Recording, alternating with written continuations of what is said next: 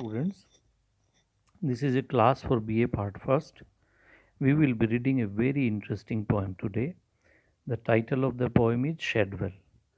It's written by John Dryden. I am Dr. Anil Dadich, your English teacher. John Dryden was actually a representative poet of his age. He was poet laureate also. Poet laureate is a term which means that he was appointed as the royal poet by the king or queen of England. Okay, so John Dryden was appointed poet laureate by Charles II, and uh, the time period of Dr. John Dryden is uh, restoration period. It is called restoration because in England, monarchy was restored in the times of John Dryden. Therefore, this period and King Charles II was once again made the monarch of England. Therefore, it was a restoration of monarchy in England that this period is called restoration period. Okay, so Shadwell is a satirical poem. It is an extract from the very famous poem Longer Satire by John Dryden entitled Mac Flecknoe. Mac Flecknoe was another very famous English poet, and uh, he he actually quarreled with John Dryden, and therefore he made this satire just to criticize Mac Flecknoe and one more poet, Shadwell. So he has satirized some of the contemporary poets of his times in this poem, who actually followed Mac Flecknoe, who was another major poet of his time. It is interesting to know that Shadwell was the poet laureate of England, and he quarreled with John Dryden. Dryden, what was the reason? Reason was this: कि Dryden was a Tory. Tory is actually a political party who support the monarchy, who are in support of kings. So Dryden belonged to Tory political party, and he was Roman Catholic by religion. Shadwell was a Whig. Whig is another political party which is Labour Party, you can say, which is against the Tories who support the king. And he was actually Protestant. So you have to bear in mind that on religious level, England is divided into two levels: Catholics and Protestants. Catholics are the people who believe in old religion, old Christianity, and Protestants are the people who protested against the Roman Catholics with the Martin Luther. So they were called Protestants. So John Dryden and this Shadwell were against each other because of these two reasons.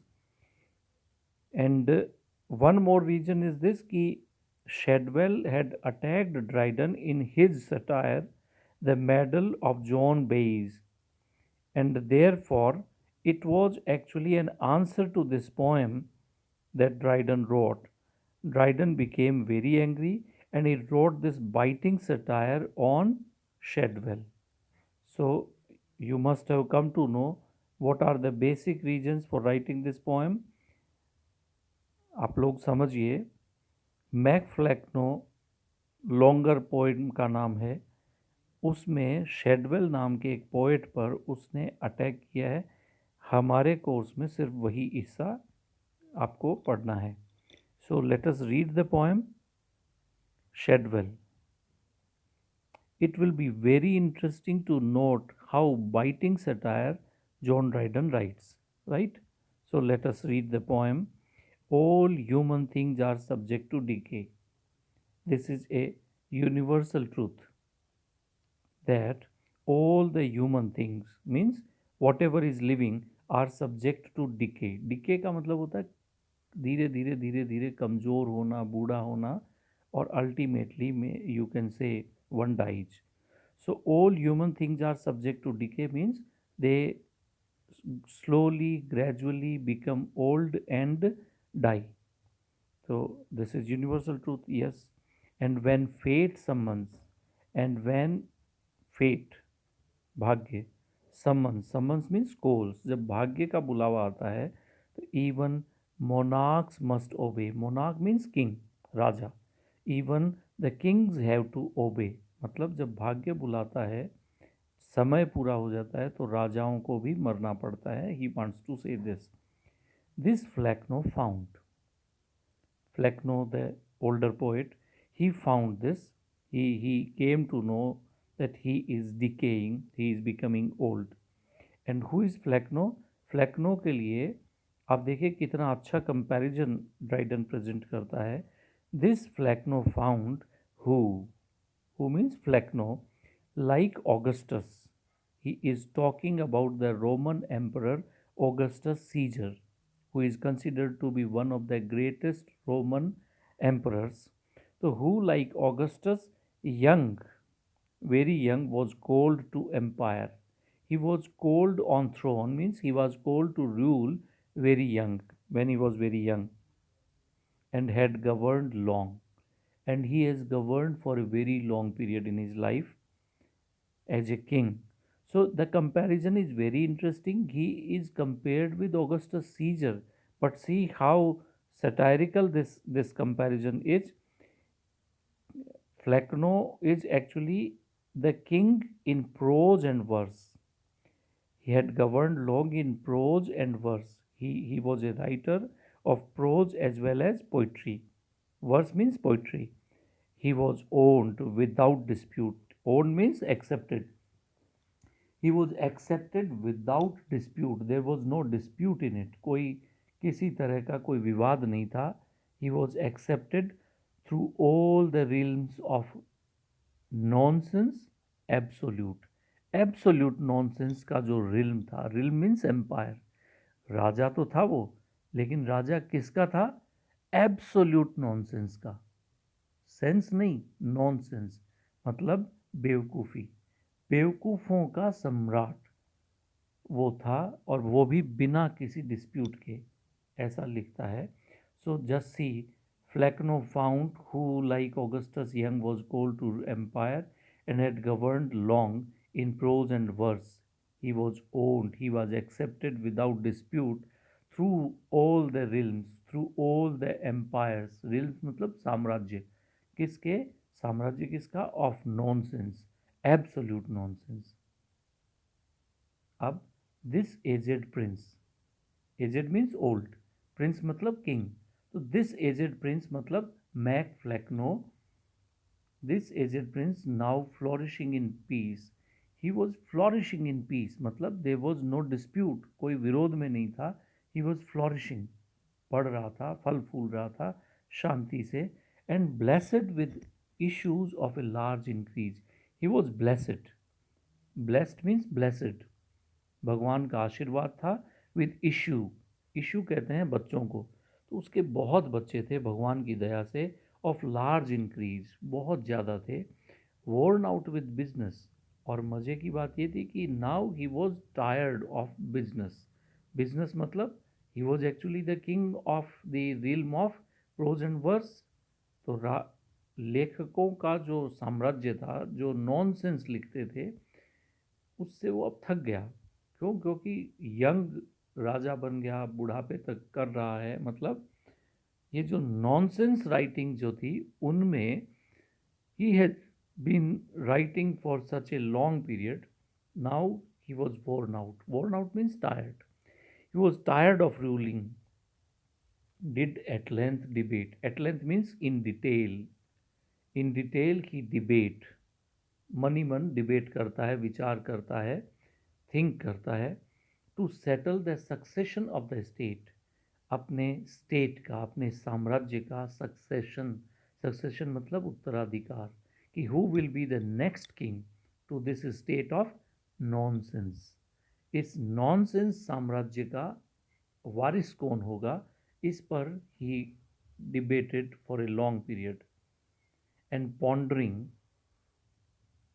Means thinking, which of all his sons was fit, उसके सारे बेटों में से कौन सबसे fit था to reign. Reign means to rule, राज करने में। जरूरी क्या है ऐसे राज्य जो उसका राज्य ले, उसका सक्सेसर बने, उसके लिए वेज इमोर्टल वॉर विद विट।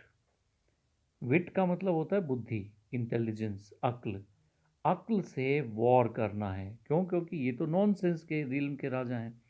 तो who will wage war, who will continue fight. Wage मतलब लड़ना, वॉर कैसा वॉर है ये? इमोर्टल वॉर है, अनंत वॉर है, कभी खत्म नहीं होने वाला वॉर है। तो who will be the best king among his sons who can continue fighting with wit। Intellectual लोगों से कौन लगातार युद्ध लड़ सकता है, ऐसा। तो ऐसा he feels, and then cried it is resolved। और बहुत डिबेट करने के बाद अल्टीमेटली ही क्राइड। क्राइड क्यों? एकदम से जैसे दिमाग में कोई बात आई तो चिल्लाया। क्या चिल्लाया? It is resolve. रिजॉल्व मतलब सेटल्ड, सेटल हो गया। क्या? For means because nature pleads, स्वयं नेचर प्लीड करती है, पक्ष में देती है किसके? That he should only rule, only he must rule who most resembles me, जो मेरे जैसा हो। रिजेंबल करना मतलब जो मेरे, बिल्कुल मेरे जैसा हो, तो मुझे रिजेंबल करे, मेरे प्रतिरूप हो मेरा, ऐसा। Who resembles me. तो कौन रिजेंबल करता है? शेडवेल अलोन, सिर्फ Shadwell. My perfect image bears, he bears my perfect image, बिल्कुल मेरे जैसा है। कैसा हूँ मैं? अब आप देखिए अपने आप के लिए कितने अच्छे वर्ड्स ड्राइडन ने डालने हैं। किसके मुंह में? मैकफ्लेक्नो के मुंह में। कहता है कैसी उसकी इमेज को बियर करता है? Mature in dullness. He is dull, लेकिन डलनेस में कैसा है? मैच्योर है। मैच्योर किसको कहते हैं? राइपंड को, परिपक्व को। तो वो डलनेस में परिपक्व है। From his tender years, from his very tender years मतलब यंग एज, बिल्कुल छोटा सा था तब से ही बहुत डल है वो। Shadwell alone of all my sons is he, मेरे सारे बेटों में सबसे ज़्यादा कौन डिजर्विंग है? Shadwell. Shadwell is he who stands confirmed in full stupidity. अगर स्टूपिडिटी में, और वो भी एब्सोल्यूट स्टूपिडिटी में, फुल स्टूपिडिटी में कोई कन्फर्म्ड है, श्योर है, तो वो कौन है? Shadwell alone. सी कितना बाइटिंग सटायर है। एक ऐसा पोइट जो पोइट लॉरिएट बना, उसके लिए ड्राइडन क्या कह रहे हैं कि फुल स्टूपिडिटी में कंफर्म्ड अगर कोई है तो वो शेडवेल है। The rest to some faint meaning make प्रेटेंस।